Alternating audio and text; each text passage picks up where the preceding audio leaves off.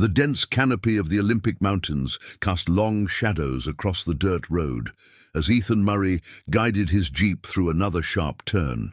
The experienced biologist had spent the past week documenting local wildlife patterns and habitat changes, his notebook filled with detailed observations and sketches.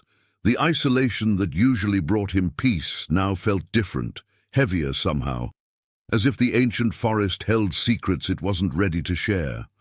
As the evening light filtered through the towering evergreens, Ethan checked his watch and decided it was time to head back. He had learned long ago to respect the forest's unspoken rules, and one of them was to never stay too late. But fate had other plans. There, in the middle of the road, stood a cream-colored Labrador, its presence as unexpected as finding a garden fountain in the wilderness. The dog's intelligent eyes locked with Ethan's, and something in that gaze made him pause. This wasn't a lost pet wandering aimlessly. There was purpose in the way it stood, waiting. The name tag reading Max glinted in the fading light, along with a series of numbers that seemed more like a code than a simple registration. Following an instinct he couldn't explain, Ethan grabbed his backpack and stepped out of the jeep.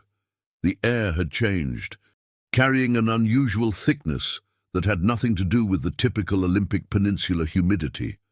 Max waited patiently, his tail giving a single wag, as if acknowledging Ethan's decision to trust him. As they ventured deeper into the forest, following a barely visible trail, Ethan noticed the first signs that something was amiss. Strange markings adorned the trees, symbols that seemed to pulse with an inner light when caught in his peripheral vision, only to appear perfectly normal when directly observed. Scraps of fabric hung from branches like forgotten prayers, their colors faded, but their placement deliberate. The forest grew denser, and the familiar sounds of wildlife became distorted, as if playing through water.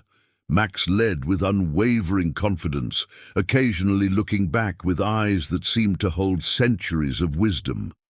Ethan's scientific mind struggled to rationalize what he was experiencing, but years of fieldwork had taught him that nature held mysteries science couldn't always explain. A faint smell of smoke drifted through the trees, but it carried an odd sweetness that set it apart from natural forest fires. Ethan's phone vibrated with the cryptic warning, "Don't go forward," from an unknown number, yet the message felt less threatening than cautionary, like a friend's worried whisper. The shadowy figure that flitted between the trees seemed to be watching their progress, neither threatening nor welcoming, simply present. Ethan caught glimpses of what appeared to be traditional Native American clothing, but the details always dissolved when he tried to focus on them. As darkness began to settle more firmly around them, Ethan discovered the first tangible evidence that something extraordinary was occurring. Half buried in the leaves lay a journal, its pages filled with sketches of the same symbols he'd seen on the trees. The dates in the journal spanned decades, yet the ink appeared fresh, the paper unmarked by time. Max's behavior shifted subtly as they approached what appeared to be an ancient clearing. The dog's confidence wavered for the first time, and Ethan sensed they were crossing an invisible boundary. The air grew still, and the forest seemed to hold its breath. Whatever lay ahead would change everything Ethan understood about these mountains, about nature itself, and about the thin line between the world he knew and the one that existed just beyond ordinary perception. The smell of smoke grew stronger, but now it mingled with something else, an aroma of wild herbs and wet earth that reminded Ethan of stories his grandmother used to tell about places where the veil between worlds grew thin.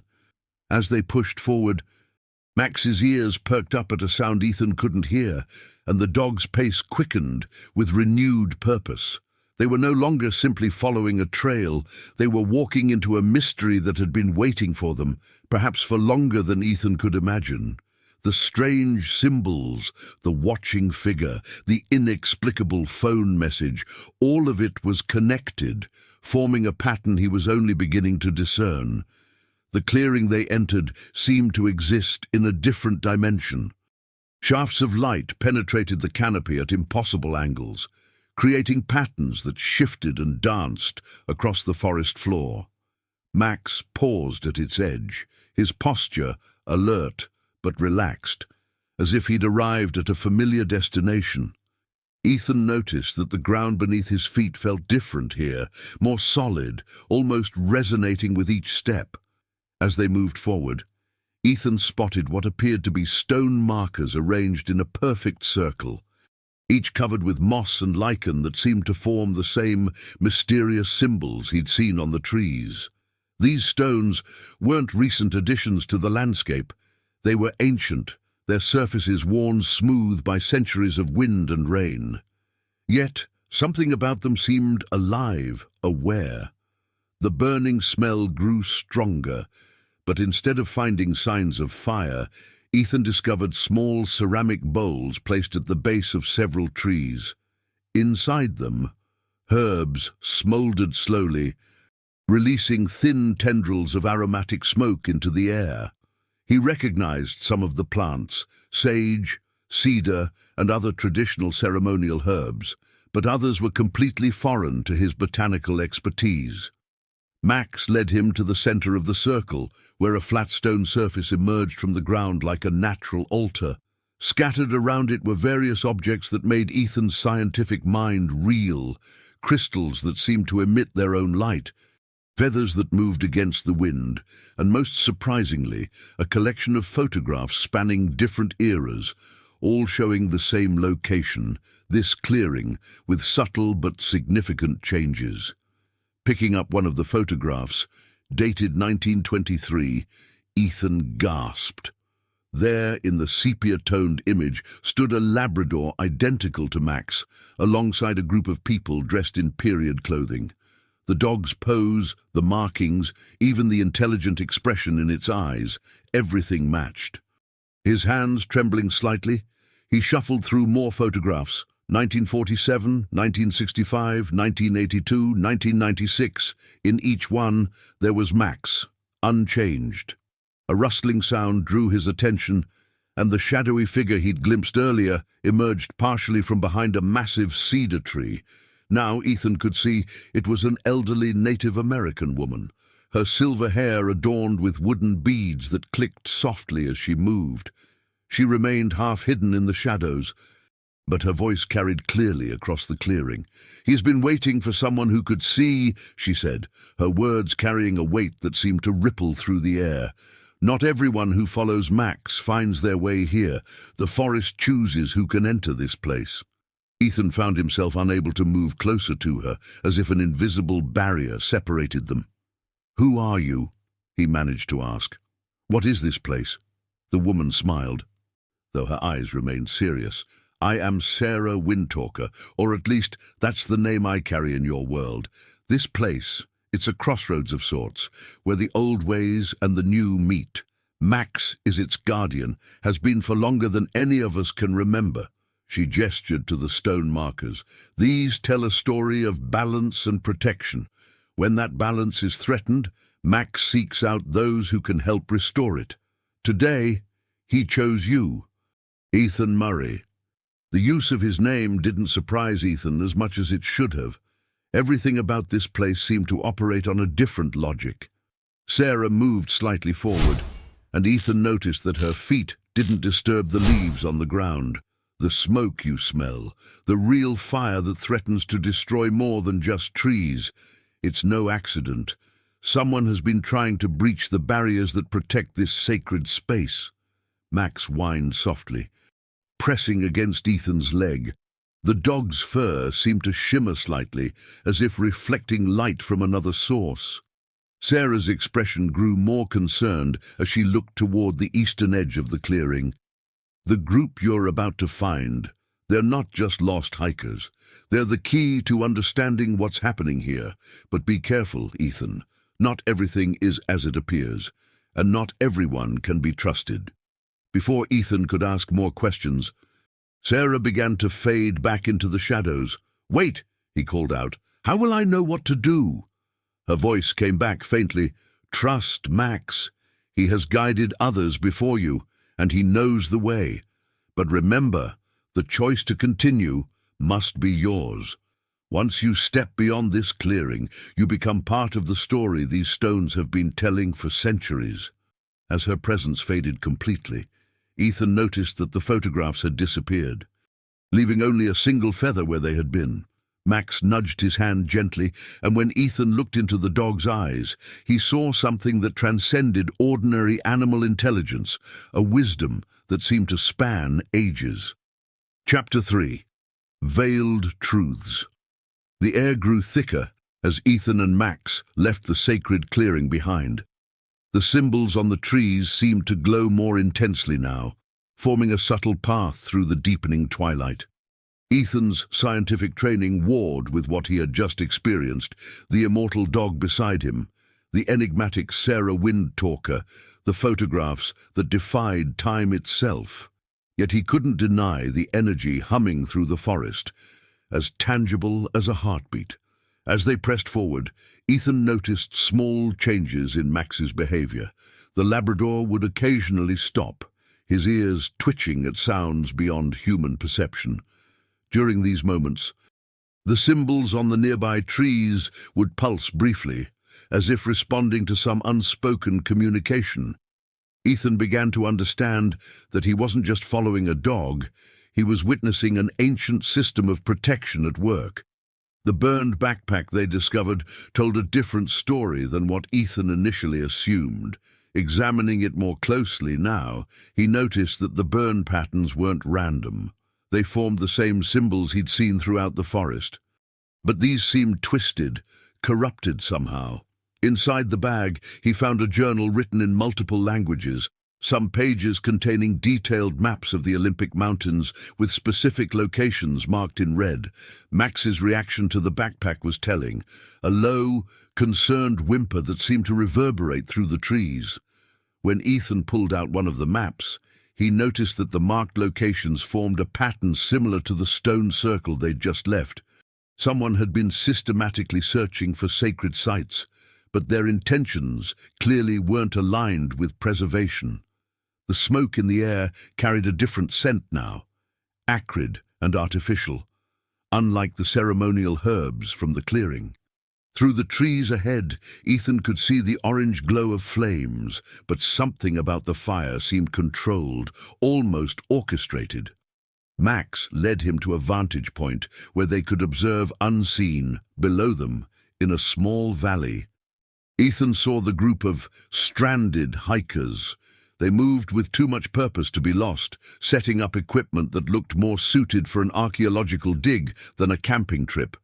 Their actions were precise, coordinated, and they seemed unconcerned about the fires burning around them.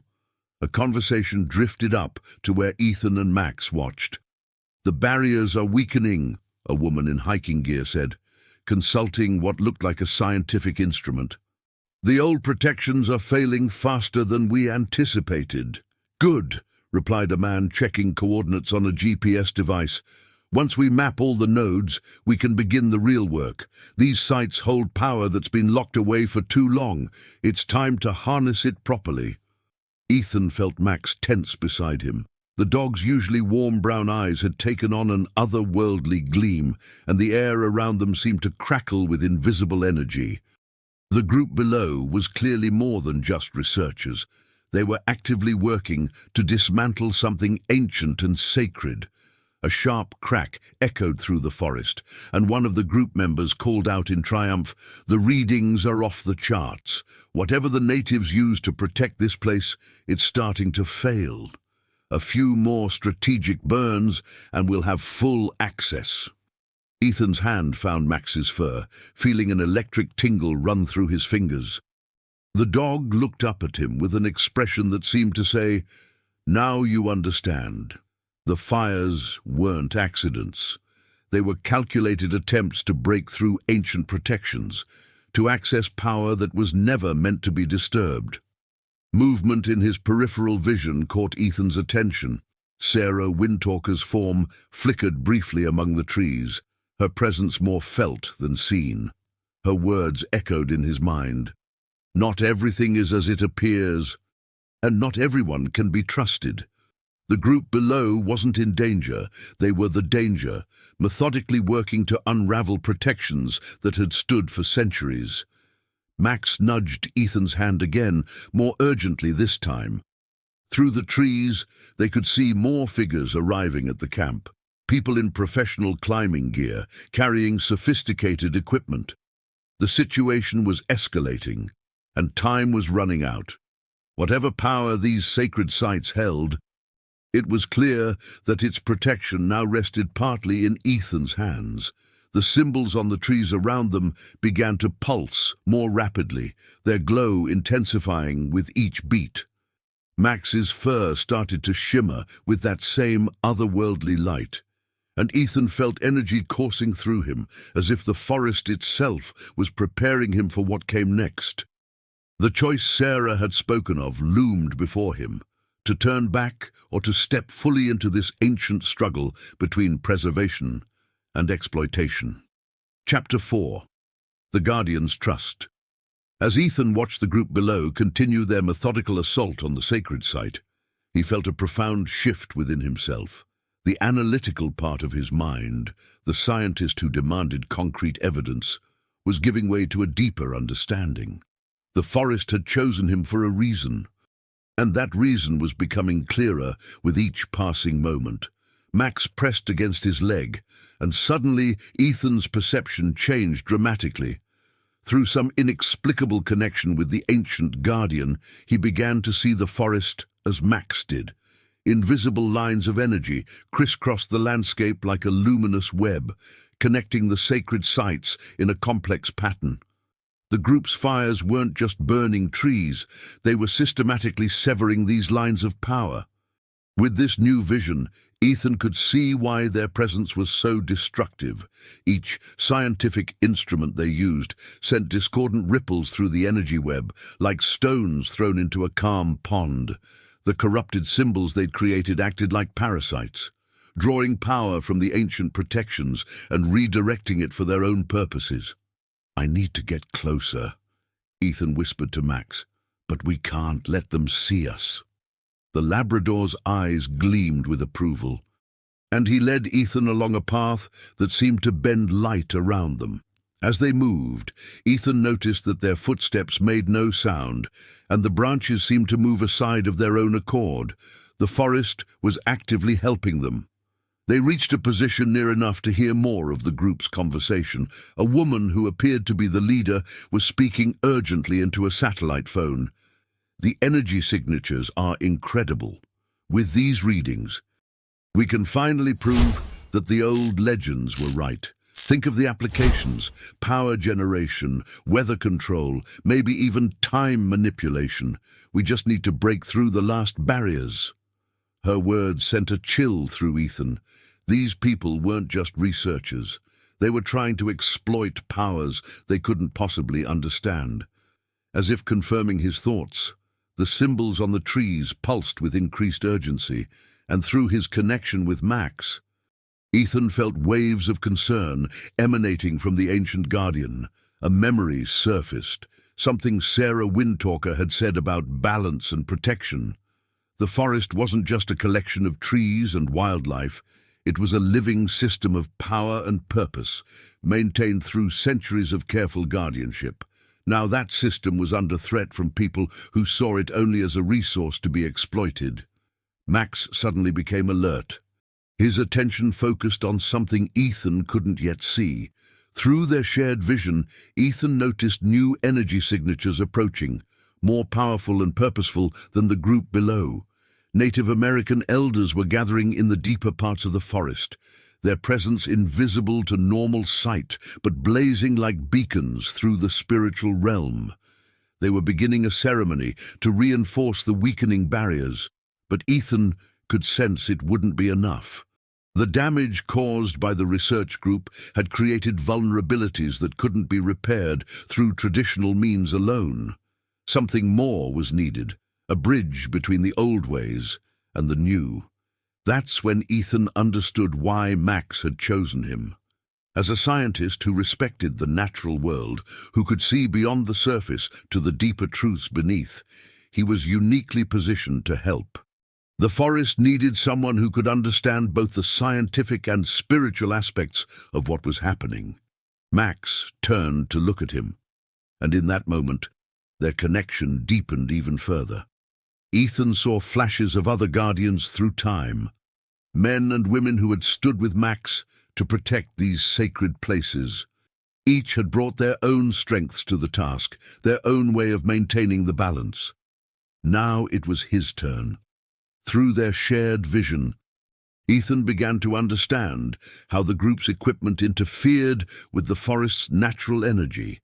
His scientific background could help him disrupt their work, while Max and the elders reinforced the ancient protections. But they would have to act carefully. Any direct confrontation could make things worse. The leader of the research group suddenly stood up straighter, checking one of her instruments.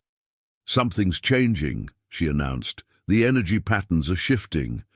Either our work is having more effect than we thought, or—" She trailed off, scanning the forest with newfound wariness. Ethan felt Max's gentle nudge against his hand. The time for watching was over. Whatever they were going to do, they needed to do it now, before more damage could be done.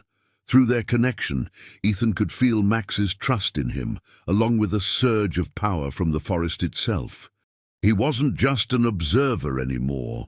He was part of this ancient system of protection, bringing his own unique abilities to aid in its preservation. Chapter 5. Science Meets Spirit. Drawing upon his years of research experience, Ethan began analyzing the group's equipment with his enhanced perception. Through his connection with Max, he could see how each device interacted with the forest's energy field. The most damaging was a series of sensors they'd planted in a spiral pattern, each one sending out pulses that disrupted the natural flow of power. Ethan reached into his backpack and pulled out his field research tools. As a biologist, he carried equipment for measuring environmental conditions, simple devices that suddenly seemed to hold new potential. Max watched intently as Ethan began making adjustments to his instruments, his scientific knowledge merging with his newfound spiritual awareness. The frequencies they're using are like keys trying to force open a lock. Ethan whispered to Max, "But what if we could change the lock?" Through their shared vision, he could see how the forest's energy patterns naturally flowed and shifted. Rather than fighting against the research group's technology directly, they could work with the forest's own rhythms to protect it. Max's tail wagged once in understanding, and he led Ethan in a careful circle around the group's perimeter. At specific points, Ethan placed his modified instruments. Each one was calibrated to amplify the forest's natural energy frequencies rather than disrupt them. It wasn't high technology, but combined with Max's ancient power and Ethan's intention, they began to have an effect. The leader of the research group frowned at her readings. "Something's interfering with our equipment. The energy signatures are becoming more chaotic." She adjusted some settings, but the disruption continued. It's like the forest is actively fighting back. Through his enhanced senses, Ethan could feel the Native American elders' ceremony growing stronger. Their chants, though distant, seemed to resonate with the frequencies his devices were producing. The forest's web of energy began to pulse with renewed strength, its patterns shifting and adapting to protect itself. Max suddenly stiffened, his gaze fixed on the eastern edge of the clearing. Through their connection, Ethan saw what had caught the Guardian's attention. Sarah Windtalker's ethereal form had appeared near the group's main equipment station, though they remained unaware of her presence. She raised her hand, and Ethan felt a surge of power flow through the forest. In that moment, something extraordinary happened. The scientific instruments Ethan had placed began to glow with the same light as the ancient symbols on the trees. Modern technology and ancient magic had found a harmony, working together to strengthen the forest's defenses. The research group's equipment started to malfunction, their readings becoming increasingly erratic. "This is impossible," one of the researchers exclaimed, staring at his screen. "The energy patterns are reorganizing themselves. All our progress is being reversed." The corrupted symbols they had created began to fade, their power draining away as the forest's natural protection reasserted itself. The leader of the group paced frantically between their equipment stations. "We need to increase power to the disruptors. We can't lose this opportunity." But as her team tried to comply, their devices began to shut down one by one, overwhelmed by the combined force of natural and technological protection. Through it all, Max remained by Ethan's side, his presence a bridge between the scientific and spiritual worlds. The Labrador's fur glowed with an increasingly bright aura, and Ethan felt waves of approval flowing through their connection. They were proving that modern knowledge and ancient wisdom didn't have to be in conflict. They could work together to protect what was sacred. Sarah's form flickered again at the edge of Ethan's vision. Her voice carried to him on the wind. "The circle remains unbroken. You have found the way to strengthen it through understanding rather than force." The forest seemed to pulse in agreement, its energy patterns growing more stable with each passing moment. The research group's leader made one final attempt to salvage their work, frantically typing commands into her main console. But as the forest's power continued to grow, she finally stepped back in defeat. "Pack it up," she ordered her team. "Something here is beyond our current capabilities. We need to rethink our entire approach." As the group began dismantling their equipment, Ethan felt a profound sense of accomplishment. He had helped protect the forest not by fighting against science, but by using it in harmony with the land's ancient powers. Max pressed against his leg, and through their bond, Ethan sensed that their work wasn't quite finished. The immediate threat had been averted, but there was more to learn, more to understand about his role as a bridge between two worlds. Chapter 6. The Price of Knowledge. As the research team retreated, gathering their disabled equipment, the forest seemed to exhale. The symbols on the trees pulsed with a steady, peaceful rhythm, and the corrupted marks left by the group's activities had completely faded. But through his connection with Max, Ethan sensed that this victory, though significant, was only the beginning of a longer journey. Sarah Windtalker materialized more fully now, her presence stronger in the wake of their success. "You've done well," she said, her voice carrying the weight of centuries. "But with knowledge comes responsibility. The forest has shown you its secrets. There's no going back to seeing the world as you did before." Ethan nodded, understanding the truth in her words. His scientific perspective hadn't been replaced by this mystical experience. Instead, it had expanded to encompass a deeper reality. Through Max's influence, he could still see the glowing web of energy that connected everything in the forest. And now he recognized patterns in it that his scientific training helped him understand. "The ones who came seeking power," Sarah continued, gesturing toward the departing group. "They won't be the last." Humanity's desire to control nature's forces grows stronger with each passing generation. The forest needs guardians who can walk in both worlds, those who understand both the language of science and the whispers of the ancient powers.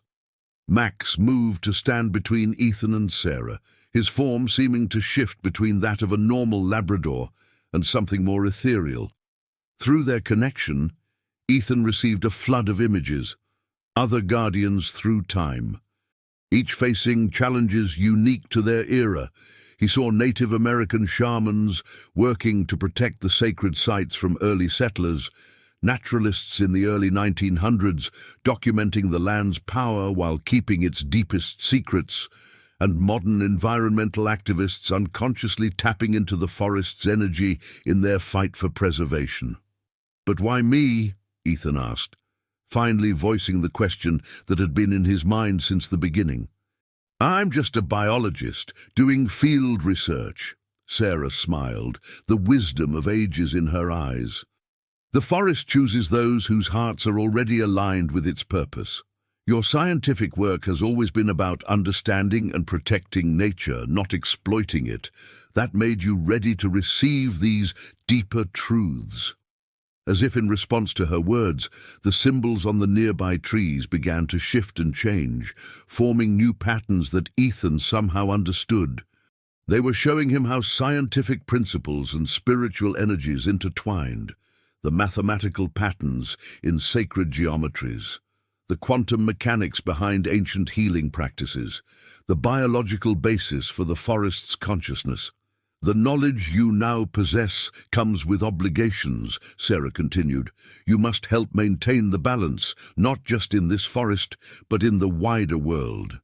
There are others like you, bridges between the old ways and the new, and in time you'll need to find them. Max nudged Ethan's hand, sharing another vision.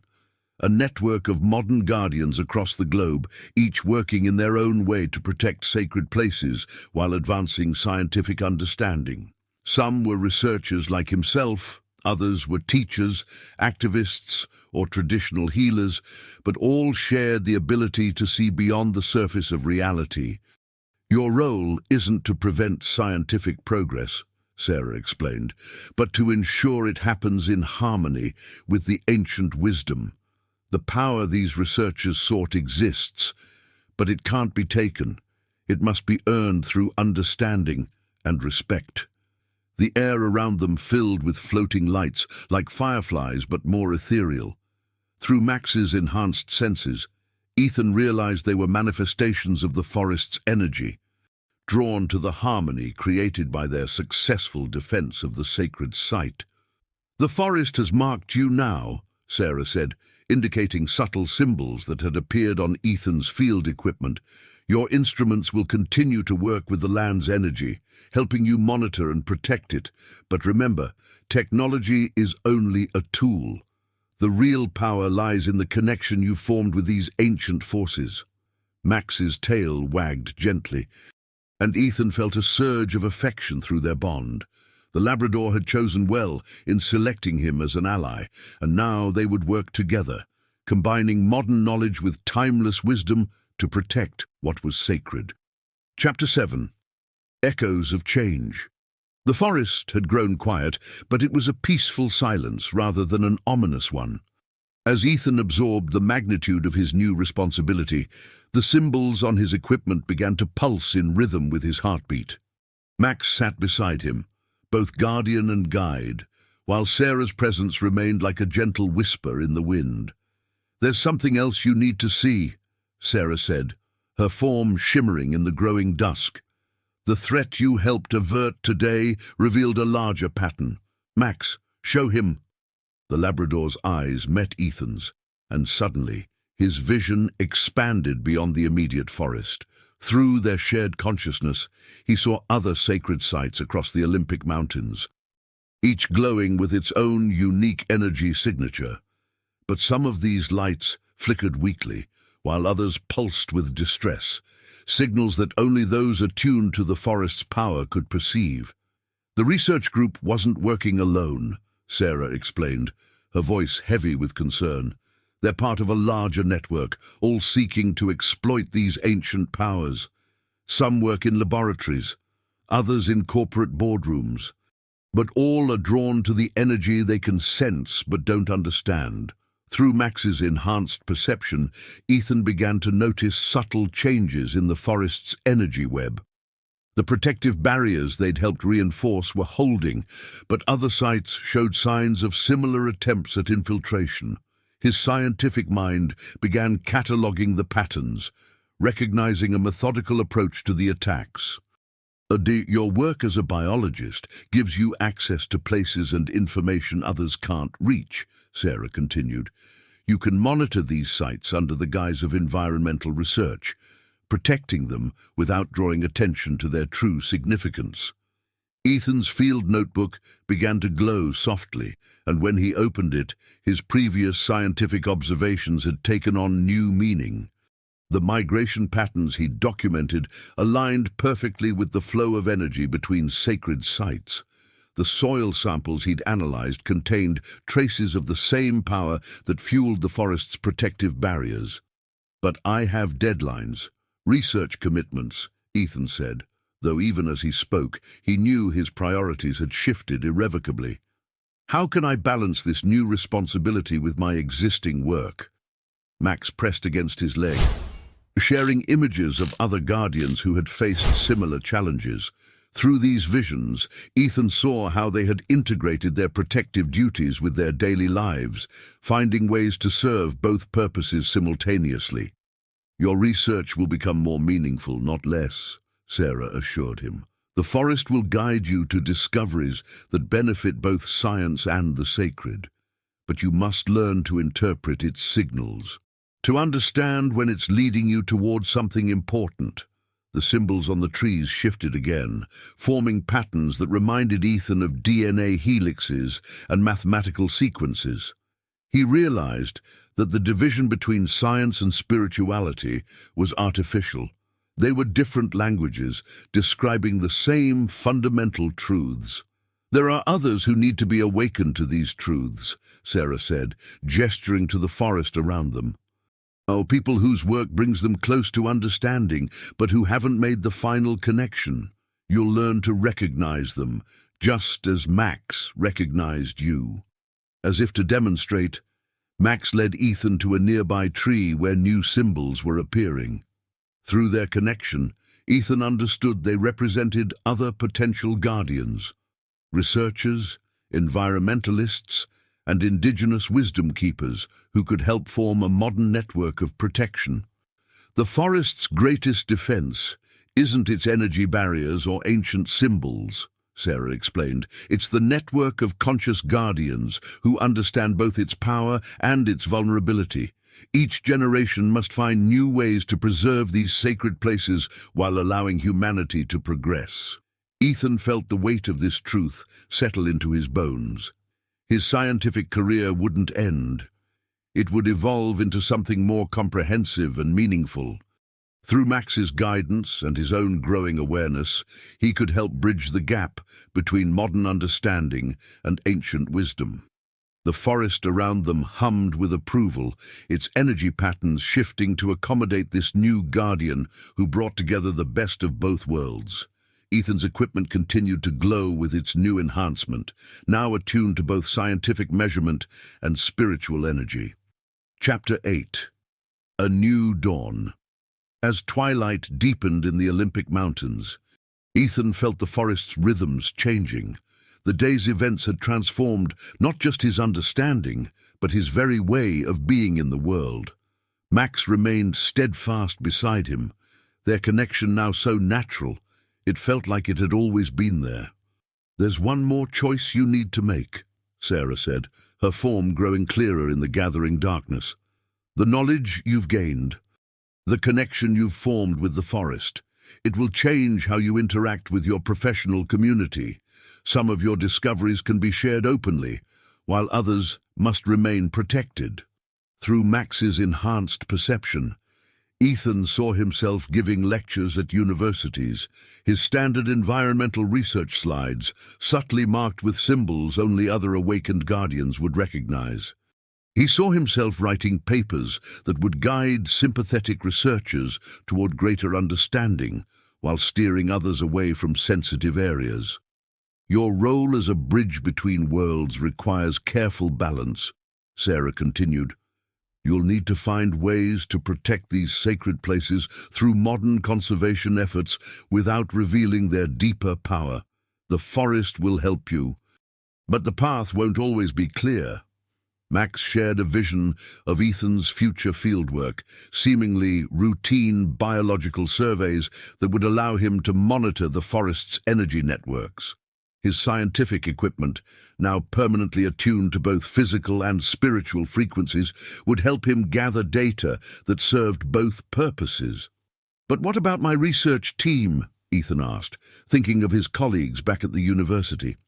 "How do I explain the changes in my approach, the new areas I'll need to focus on?" Sarah smiled, her form shimmering with ancient wisdom. "The forest has already begun preparing the way. Look at your recent research findings with your new awareness." Ethan pulled out his laptop, its screen now glowing with a subtle pattern only he could see. Reviewing his data from the past months, he noticed how his work had already been unconsciously aligning with the forest's needs. His investigations of ecosystem connectivity mirrored the sacred energy networks. His studies of wildlife behavior reflected the deeper patterns of power flowing through the land. "Your scientific instincts were always in harmony with the forest's wisdom," Sarah explained. "That's why you were chosen. Now you'll just see more clearly how to direct your research to serve both purposes." Max nudged Ethan's hand, sharing images of other scientist guardians throughout history. He saw how they had published groundbreaking research while carefully preserving the deeper mysteries they protected. Their work had advanced scientific understanding while simultaneously strengthening the ancient protections. "The forest needs both innovation and tradition," Sarah continued. "But your challenge will be to promote sustainable scientific progress while preventing exploitation of powers humanity isn't ready to control." The symbols on the trees pulsed with increasing brightness, and Ethan realized they were showing him a path forward. He could see how to restructure his research projects, how to guide his graduate students toward beneficial discoveries while steering them away from dangerous knowledge. "You won't be alone in this," Sarah assured him. "The network of guardians stretches across disciplines and cultures.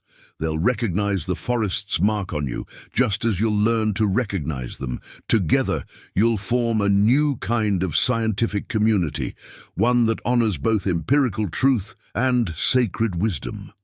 Max's tail wagged gently, and through their connection, Ethan felt the dog's approval of his growing acceptance of this dual role. The forest's energy patterns shifted around them, integrating Ethan more fully into its ancient web of protection. Sarah gestured to Ethan's research equipment, now permanently changed by its exposure to the forest's power. "These tools will help you maintain your scientific credibility while serving the forest's needs. Use them wisely, and they'll guide you to discoveries that benefit both worlds." Chapter 9. The Eternal Guardian. As night settled over the Olympic Mountains, the forest glowed with renewed vitality. The sacred sites pulsed with strengthened energy, their ancient protections reinforced by the perfect blend of science and spirit. Ethan stood in the original clearing where his journey had begun, Max by his side, both of them now permanently bound to the forest's eternal rhythm. "Dawn approaches," Sarah said, her form growing more distinct in the pre-morning light. "Your first test as a guardian is complete, but it's also just the beginning." She gestured to the horizon, where the first hints of sunrise were starting to appear. Each new day will bring both challenges and opportunities to bridge the gap between modern knowledge and ancient wisdom. Through his connection with Max, Ethan could see the changes already manifesting in his immediate future. His laptop calendar glowed with upcoming speaking engagements at environmental conferences, opportunities to subtly guide other scientists toward more harmonious research practices. His field research schedule had automatically adjusted to align with the forest's energy cycles, ensuring he would be present at crucial times. "The forest has gifted you with a unique perspective," Sarah continued, her voice carrying the weight of centuries. "You'll see opportunities that others miss, connections that remain hidden to those who rely solely on scientific instruments or spiritual insight alone." Max shared a vision of the coming months. Ethan establishing a new research initiative focused on traditional ecological knowledge and modern conservation practices. Through this program, he would be able to bring together other potential guardians, creating a network of protection disguised as academic collaboration. "Remember," Sarah said, "the greatest threats to these sacred places often come from those with good intentions but limited understanding. Your role is not to stop progress, but to guide it along paths that preserve both scientific truth and sacred power. The symbols on the trees began to shift one final time, forming patterns that Ethan now recognized as a kind of graduation ceremony. His original field equipment, transformed by the forest's energy, hummed with new purpose. Through Max's enhanced senses, he could see how each device now served as both scientific instrument and spiritual tool. "The choice you made today," Sarah said, "to stand with the forest and protect its secrets, will ripple through time in ways you cannot yet imagine. Just as Max has guided others before you, you will help guide the next generation of guardians." Max pressed against Ethan's leg, sharing one final vision: a future where science and spirituality worked in harmony, where sacred sites were protected through a combination of modern conservation and ancient wisdom. The image was so vivid, so full of hope and possibility, that Ethan felt tears forming in his eyes. "You are no longer just a biologist," Sarah said, her form beginning to fade with the approaching dawn. "You are a guardian of two worlds, a bridge between what was and what could be. The forest will guide you, Max will support you, and the network of guardians will stand with you."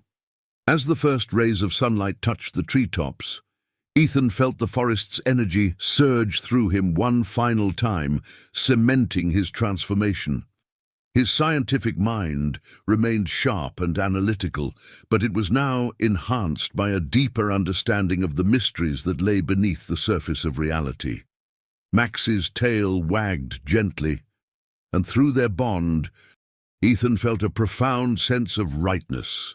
Together, they would continue to protect these sacred places, using both modern methods and ancient knowledge. The forest had chosen well, bringing together a devoted guardian spirit in the form of a timeless Labrador and a scientist willing to see beyond the boundaries of conventional understanding. The mysterious symbols that had guided their journey now glowed with a steady, constant light, no longer foreign but familiar. A language Ethan could read as easily as scientific data. He knew that his life's work had not been derailed but elevated, transformed into something that would serve both the advancement of knowledge and the protection of ancient wisdom. As Sarah's form dissolved completely into the morning light, her final words echoed through the forest. "Remember, the greatest discoveries come not from conquering nature's mysteries, but from learning to dance with them. The forest is now your partner in this eternal dance." Dear viewers, we hope Ethan and Max's extraordinary journey has touched your hearts and opened your minds to the possibility that science and spirit can work together in harmony. We've prepared a special playlist featuring similar stories that explore the delicate balance between progress and preservation. Find it by clicking the link to your left. If this story resonated with you, please subscribe to our channel and give this video a thumbs up. Every day, we bring you unique narratives that challenge our understanding of the world around us. Don't miss our upcoming content as we continue to explore the mysteries that connect us all. Join us in the comments section below to share your thoughts on this magical tale of discovery and protection. Your voice matters in this growing community of storytellers and dreamers.